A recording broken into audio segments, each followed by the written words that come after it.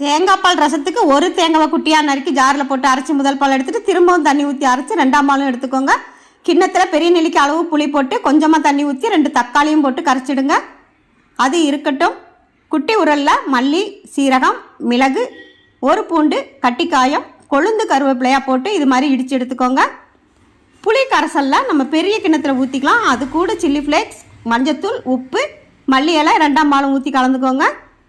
தாளிக்க கடாயில் ஆயில் விட்டு வெந்தயம், கடுகு பொரிஞ்ச பிறகு மிளகாய், வெங்காயம், வத்தல், கருவேப்பிலை வறுபட்ட பிறகு தட்டிய மிளகு சீரகம் போட்டுக்கோங்க. லோ ஃப்ளேம்லேயே நல்லா வறுபட்டு மணம் வருது பாருங்கள். இப்போ கலந்து வச்சுருக்கிற 2ஆம் பால் ஊற்றி கலந்து விட்டுக்கலாம். லேசாக கொதித்த பிறகு முதல் பால் ஊற்றி கலந்து விட்டுட்டு பக்கத்திலேயே இருந்துக்கோங்க. கொதிக்க ஆரம்பிச்சிட்டு பாருங்கள். தேங்காய் பால் ரசம் நமக்கு இந்த அளவுக்கு கொதிச்சா போதும். அடுப்பு ஆஃப் பண்ணிடுங்க. தேங்க்யூ.